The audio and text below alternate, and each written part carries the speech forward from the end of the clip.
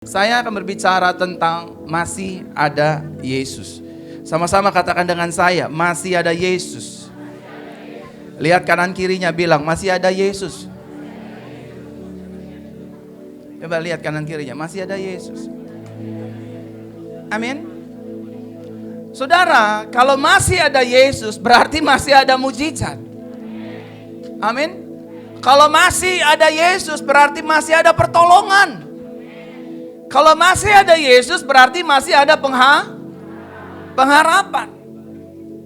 Selama masih ada Yesus berarti masih ada kepastian. Amin.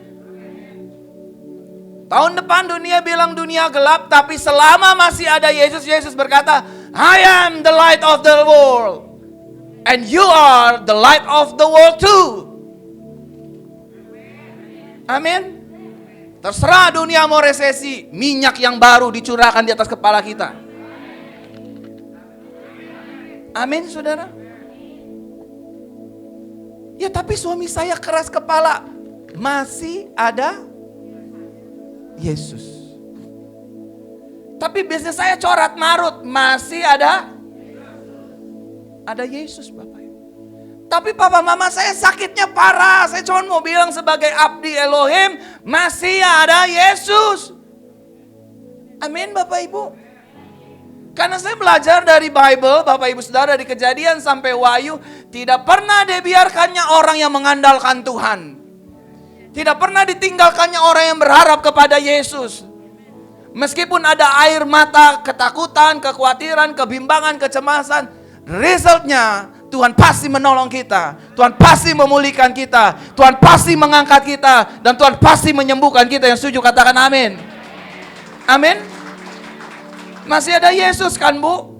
Masih ada kesembuhan buat ibu kan? Buat ibu juga kan? Masih masukin obat ke itu bawahnya? Karena masih ada Yesus. Amin. Mungkin dokter kita bilang, Elizabeth, nyawamu tinggal 3 bulan lagi. Tapi Yesus berkata, enggak. Aku yang punya nyawa. Aku yang punya kehidupan. Ini orangnya. Saya bilang sama anaknya, mamamu gak sakit, gak cancer. Jalan-jalan sono ke Bali kayak kemana terserah deh. Bener tangga. Dokter kemarin masih bilang, oh ini masih ada ininya, masih ada ininya, masih ada itunya, masih ada ininya. Bayangin saudara. Tapi firman berkata pergaulan yang baik merusak kebiasaan yang buruk. Amin. Kebiasaan buruk beliau yang takut, yang khawatir, yang bimbang, akhirnya enggak. Masih ada Tuhan. Saya sembuh, saya sehat. Enggak ada lagi tuh cancer kayak, tumor kayak, benjolan kayak, apa kayak. Dan hasil tes terakhirnya Bapak Ibu Saudara, benar-benar zero. Masih ada Yesus, Bu Veronica. Meskipun harus melewati mungkin jalur operasi dan lain sebagainya, Tuhan mau punya story. Sama-sama katakan dengan saya, Tuhan mau punya cerita. Bisa gak Tuhan sembuhin? Bisa. 10 orang kusta semuanya sembuh. Tapi yang 9 kurang ajar. Yesus tersinggung? Yesus gak tersinggung. Yesus mau punya cerita. Makanya Yesus bilang sama yang 1, yang mana 9? Kamu perlihatkan dirimu kepada imam, ceritakan bahwa Elohimmu hidup, Tuhanmu hidup. Dia baik, dia penuh kuasa, dia menyayangi hidupmu, dan dia memulihkan hidupmu. Amin. Lihat firman Tuhan.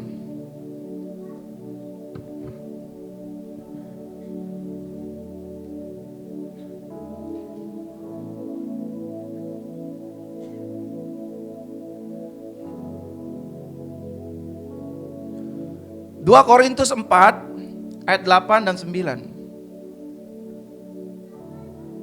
Dikatakan apa Bapak Ibu Saudara?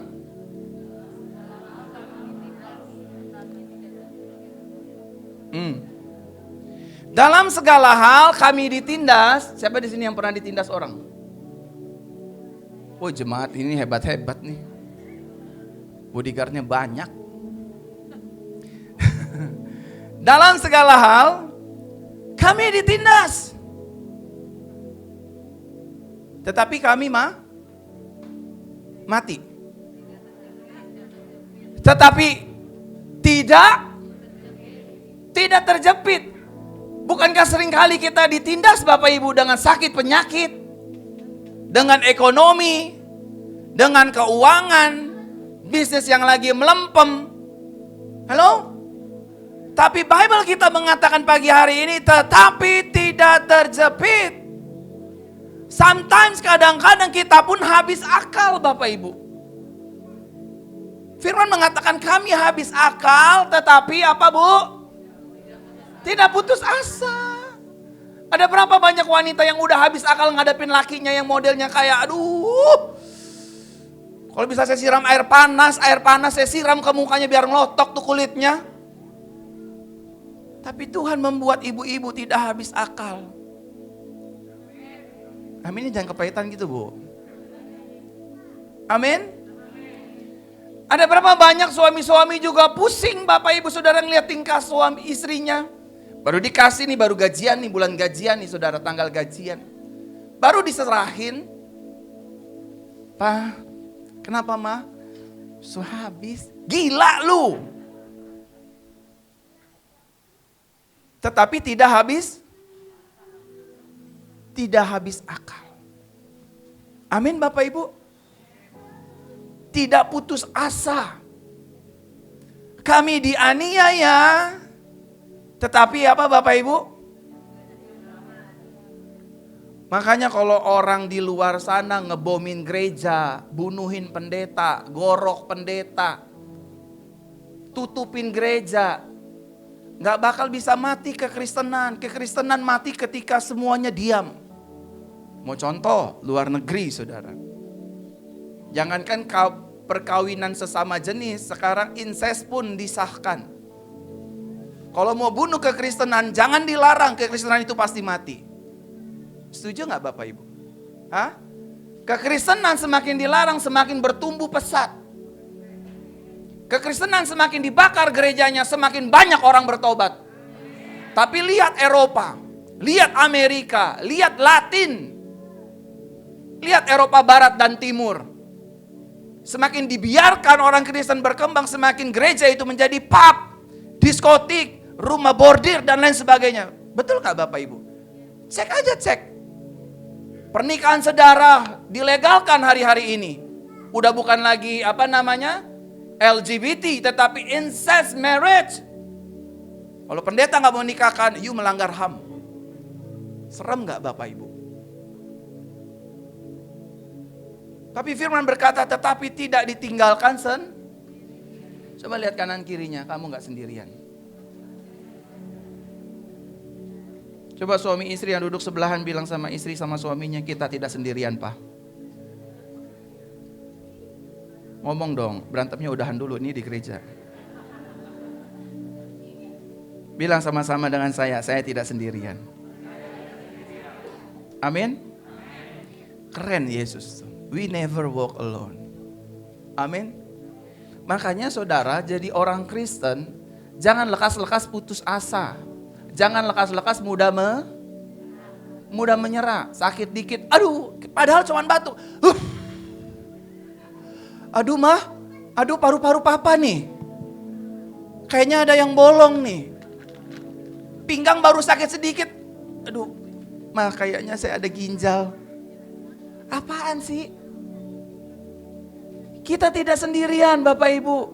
Ada tuh, ada Yesus.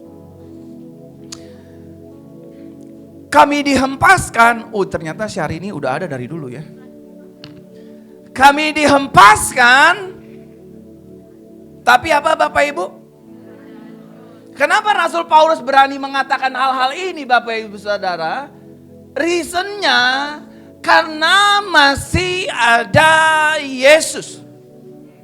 Paulus gak bisa mengandalkan keyahudiannya, keimamannya, kepintarannya, keberkuasaannya, kedua negara wargaannya. Gak bisa.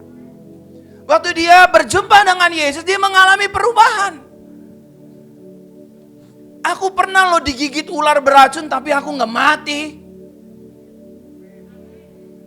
Halo? Saya pernah satu kali Bapak Ibu Saudara pergi ke salah satu negara, dijamu, dijemput. Harus minum, semuanya ngeri saudara. Saya nggak tahu apa yang ada di minuman itu, saudara. Serius. Wah, istri baru melahirkan 1 minggu udah saya tinggalkan Bapak Ibu. Karena sudah terlanjur diundang dari jauh-jauh hari. Saya izin sama istri, kalau kamu mengizinkan saya akan jalan, kalau enggak aku nggak jalan. Pergilah dengan damai sejahtera Tuhan. Saya pergi, saudara. Aduh Bapak Ibu Saudara, saya tenang aja, saya bilang Tuhan, saya percaya yang ngutus saya ke sini itu Tuhan. Itu cobaannya banyak sekali Bapak Ibu. Naik pesawat besar, sedang, sampai pesawat tinggal 3-4 orang saudara. Kayak capung, naik aja gak kuat.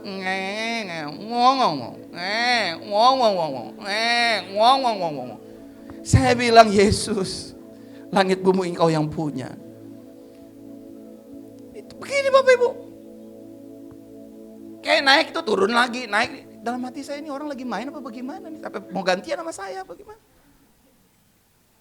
Saya lihat itu berapa ribu meter Bapak Ibu. Tapi saya bilang sama Tuhan, Tuhan, nanti saya gak cara kayak gini nih, jatuh dari pesawat. Telah berpulang ke rumah Bapak di surga, Pastor Verona jatuh dari pesawat. Enggak kayak gini mati saya. Akhirnya puji Tuhan mendarat. Habis mendarat saudara, dijamu sama orang-orang desanya, disuruh minum ini, itu. Aduh kalau lihat dandanannya Bapak Ibu, aduh ngeri. Saya minum aja lah dalam nama Yesus lah. Mau racun kek, mau apa kek, minum. Orang liatin saya ngeliatin orang gitu kan. Kok sehat ya? Kok seger ya nih orang? Akhirnya saya masuk Bapak Ibu Saudara ke salah satu pastori. Salah satu pastori rumah pendetanya. Saya masuk. Dan saudara tahu, di sekitaran itu tidak ada black cloud, tidak ada awan hitam. Nah, lucunya awan hitam itu hanya ada di atas persis tempat tinggal saya. Dan itu hujan.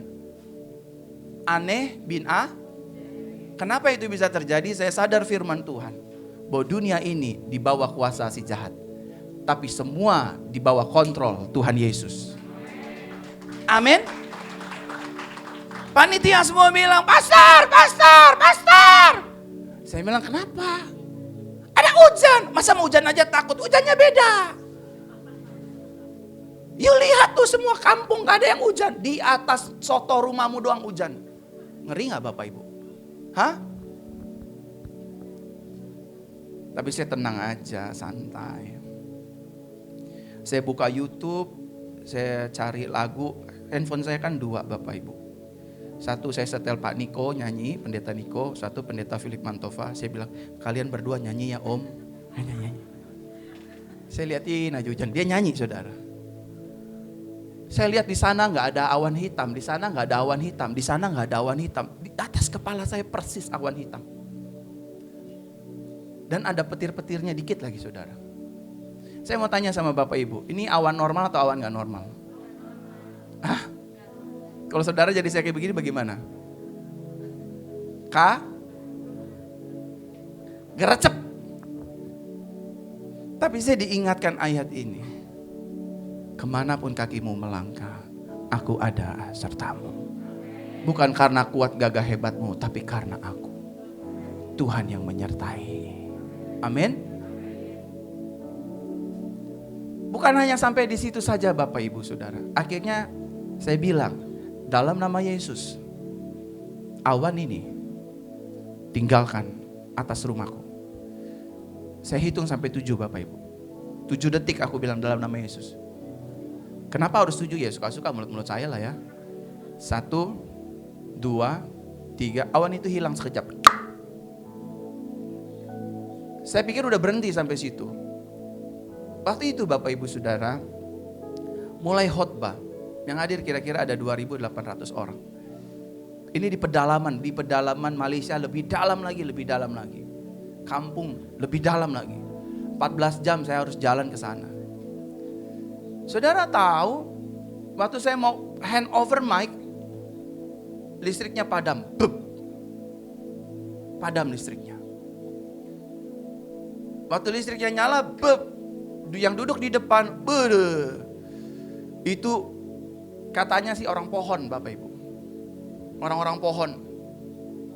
Saya cuman bilang sama Tuhan, sekali lagi saya tidak mati dengan cara ini. Seperti Bapak Ibu Saudara matanya lihat saya, mereka lihat saya dengan tatapan sinis dan tajam. Lu bisa apa sih? Ini kampung gua, lu mau apa? Saudara tahu, tiba-tiba dari dalam hati saya, keluar ke mulut saya, bilang begini waktu saya, mic-nya mati, semua listriknya mati, dibikin mati saudara. Itu duduk di depan semua tuh orang-orang yang, istilahnya ya kalau kita kenal sekarang tuh dukun ya, paranormal. Mic saya taruh, saya doa sebentar, saya bilang Tuhan, mulutku mulut singa Yehuda. Ketika apa yang kukatakan itu terjadi, seperti orang pakai mic, walaupun aku nggak pakai mic, mulutku seperti singa Yehuda. 2.800 orang mendengar suara Tuhan lewat suaraku.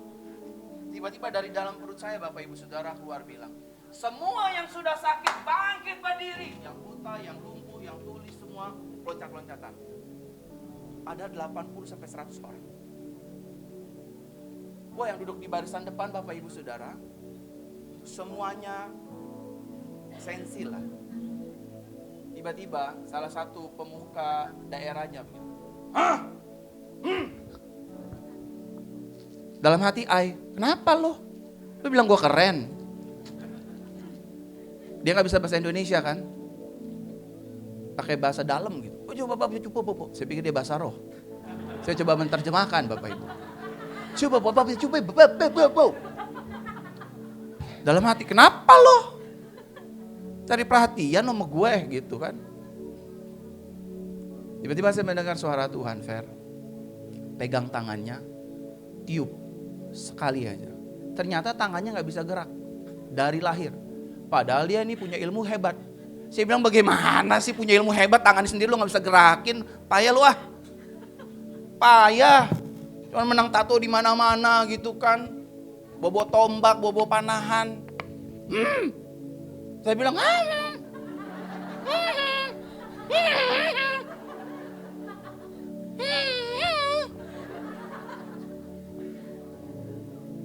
tapi saya begitu, dengkul saya gemeteran saudara, karena yang diri itu banyak di depan. Yang belakang mah, wah men, mujizat. Jadi campur antara orang dalam sama orang tengah gitu. Jadi ada bisa bahasa Indonesia, ada yang gak bisa bahasa Indonesia. Cuman yang depan ini benar-benar saudara, Yesus Kristus Tuhan. Saya bilang, gini saya reject pelayanan ini. Ternyata dari kecil saya dibisikin. Dari kecil, pemuka dalam itu tangannya gak bisa digerakin. Tapi saya bilang, kan dia sering doain orang, masa dia gak bisa doain dirinya sendiri? Udah gak banyak cincong saya pegang saudara, saya ingat banget kasus itu. Saya cuma tiup Tuhan seperti Tuhan meniup tanah mati. Dan jadilah Adam.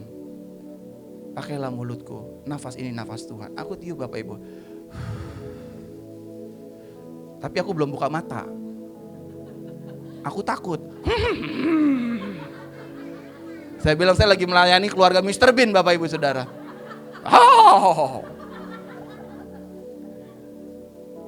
Saya buka matanya pelan-pelan saudara. Pelan-pelan dari bulu mata per bulu mata. Tak. Saya tiup lagi. Ini kalau gak sembuh nih, yang duduk di depan. Disumpitin saya Bapak Ibu, biru saya.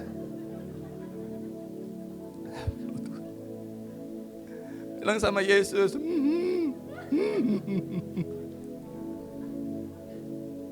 Tiup kata Tuhan, tiup. Tiup dah. Saudara jangan coba-coba tiup tetangga sebelah ya, main tiup-tiup aja. Nggak tahu ceritanya main tiup-tiup aja muka orang. Saya tiup saudara. Saya lepas. Wah! Dia bisa bergerak saudara. Selama ada Yesus, tantangan terberat apapun ujungnya kita dibuat jadi lebih daripada pemenang. Amin. Kita nggak dibikin malu. Amin. Saya masuk kandang orang loh saudara. Tapi saya tahu kandang itu Tuhan yang buat. Nggak berhenti dari yang satu jempol ini doang. Tiba-tiba ada berdiri satu.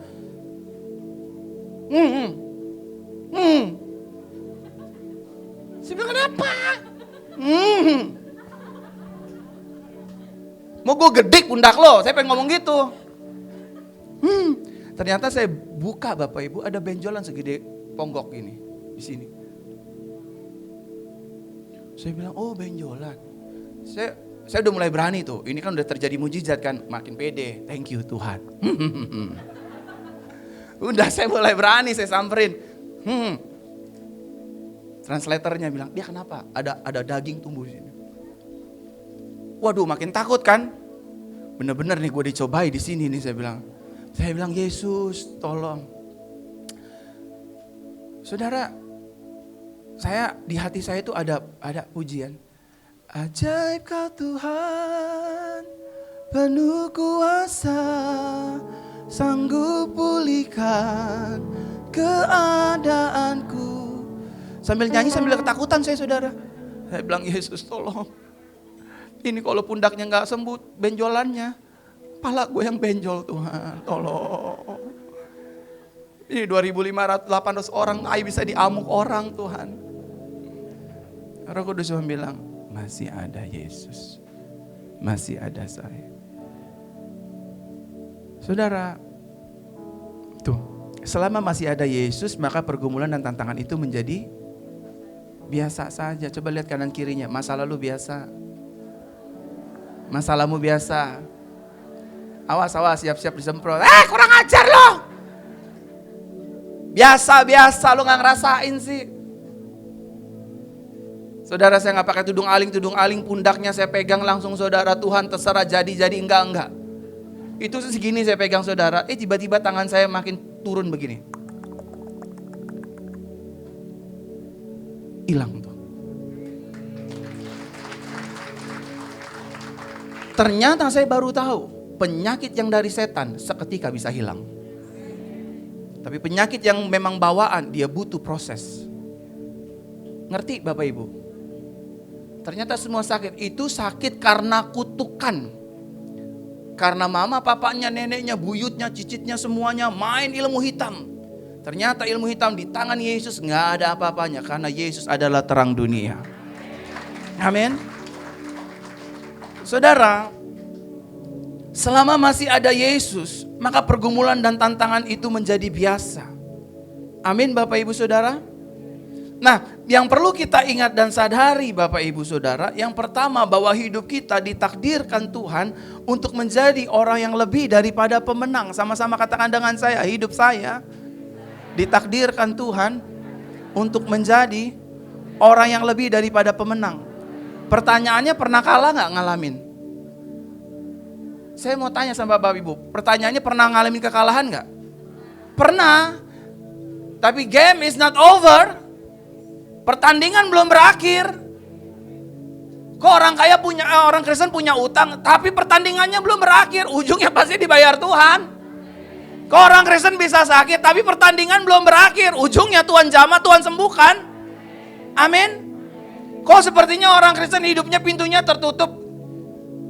The game is not over. Pertandingan belum berakhir. Karena kita ditakdirkan untuk lebih menjadi orang yang lebih daripada pemenang. Amin Bapak Ibu. Kok suami saya belum berubah-berubah, istri saya belum berubah-berubah, sakit saya belum sembuh-sembuh. The game is not over Bapak Ibu Saudara. Sama seperti pertandingan sepak bola. Menit kedua Manchester United memberikan gol kepada lawannya. Udah seneng, sudah gembira. Di menit 89 ada gol balikan Bapak Ibu Saudara. Dan Manchester United dikalahkan 2-1. Itulah hidup kekristenan Saudara. Ujungnya ditolong Tuhan. Ujungnya disembuhkan Tuhan. Ujungnya dipelihara Tuhan. Amin. Amin Bapak Ibu. Lihatlah Bapak Ibu Saudara, sekarang 2 tahun setengah COVID-19 menghantam lulu lantakan hidup kita. Ada yang kena angkat tangannya? Hebat nih semuanya nih. Antara hebat atau munafik saya gak tahu. Tipis bedanya. Saya kena Bapak Ibu. Delta kena, Omikron kena. Tapi saya cuma bilang sama Tuhan, matiku tidak cara dengan ini. The game is not over. Aku pasti sembuh. Aku pasti sehat. Dan hari ini saya sembuh dan saya sehat Bapak Ibu Saudara. Begitupun juga Bapak Ibu Saudara. Silvi, kamu pasti sembuh. Benjolanmu pasti sembuh. Jangan mau dibodohi setan. Jangan mau ditakut-takutin iblis. Benjolanmu akan jadi tumor yang dahsyat. Sakitmu gak akan mungkin sembuh. Bisnismu gak akan mungkin maju. Harus bagaimana Tante Elizabeth? Tolak dalam nama Yesus. Aku sehat. Lihat warungnya, diberkati warungku. Amin. Sekali lagi bukan sugesti, tapi ini kebenaran karena ada Yesus di dalam hidup kita. Sama-sama katakan dengan saya, ada Yesus. Amin. Yang kedua, saudara dan saya hidupnya ditakdirkan untuk menjadi kepala dan terus naik. Amin. Ya tapi kok gini-gini aja? Ya tapi lihat dong 5 tahun yang lalu, kamu siapa, punya apa, tinggal di mana? Ngerti gak Bapak Ibu? Saya juga menyadari Bapak Ibu Saudara dari tahun demi tahun. Kita ini sepertinya turun padahal naik Bapak Ibu. Ini kita begini nih Bapak Ibu nih. Jalan hidup orang Kristen, jalan hidup orang percaya tidak rata seperti ini. Orang yang di dalam Yesus hidupnya jalannya nggak seperti ini. Siapapun itu, orang yang di dalam Yesus jalan hidupnya nih begini Bapak Ibu. Setuju nggak sama saya? Saya menyadari ternyata jalan yang disiapkan Tuhan untuk orang percaya itu bukan begini, tapi begini. Nah di jalan begini itu Bapak Ibu Saudara, kadang kita sakit, kadang kita jatuh, kadang kita lemah, kadang kita punya masalah, rumah tangga, keuangan, ekonomi. Tapi maksudnya jadi kepala dan terus naik tuh jalannya begini Bapak Ibu. Bukannya turun naik kayak lagu TikTok, bukan. Makanya saya gak setuju statement dunia bilang hidup itu kadang di atas, kadang di bawah. Iya karena kalau kamu begini jalannya. Karena jalan hidupmu jalan begini, tapi yang jalan sama Yesus gak bisa ntar di atas, ntar di bawah. Dia paksa kita untuk jalannya jalan seperti ini Bapak Ibu. Amin. Pernah gak jemaat ini kosong? Pernah, tapi jemaat ini juga pernah rame. Dan terus rame dan rame dan rame terus naik. Saudara sakit, saudara disembuhkan, sakit lagi sembuh, sakit lagi. Tapi ujungnya jadi kepala.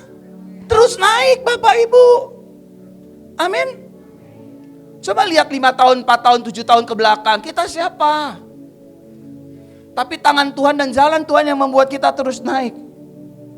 Amin saudara. Mungkin kita berasa kayaknya saya gak ada perubahan ya. Makanya jangan kebanyakan lihat rumput tetangga. Lihatlah jalan Tuhan saudara. Lihatlah jalan Tuhan. Jangan lihat usaha orang. Jangan lihat jabatan orang. Jangan lihat tas orang. Amin saudara. Apalagi sampai dilongok begini tasnya gitu. Naik. Gereja ini Bapak Ibu Saudara walaupun jemaatnya seperti ini. Tapi kita dibawa naik. Saya bilang sama Pastor William, ayo kita cari tanah. Dapat tanahnya, orangnya bilang mau ngapain Bu? Saya mau beli. Duitnya ada gak? Gak punya. Tapi saya tahu jalan saya sama Tuhan naik. Saya kesana bukan Bu, saya mau ngontrak tanah Bu, boleh gak? Enggak, saya mau beli. Tanya ini saksinya 1, 2. Kalau saudara tanya uang gereja ada gak? Gak punya. Tapi saya percaya bersama Yesus saya ditakdirkan jadi kepala. Terus naik. Amin. Dan saudara dan saya tidak akan ditinggalkan Yesus. Susahnya saudara sekarang gak jauh lebih susah saudara yang dulu. Setuju gak saudara? Benar gak? Dihianati saudara sekarang gak jauh lebih dari yang dulu saudara. Saudara sekarang jauh lebih tegar, jauh lebih kuat.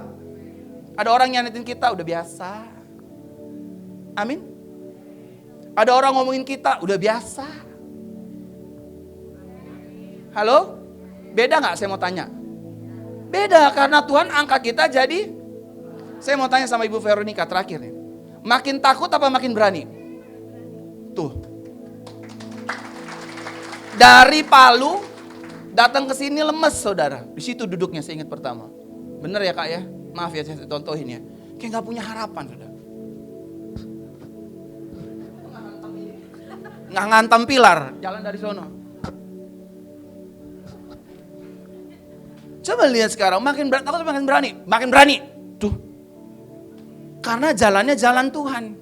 Dia hadapi medis, dia hadapi vonis, Tuhan pasti menyembuhkan. Karena masih ada Yesus.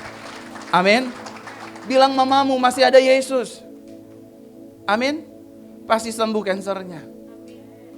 Kalau saudara sadar masih ada Yesus, Bu, yang kanker juga sembuh loh. Amin. Amin untuk firman Tuhan.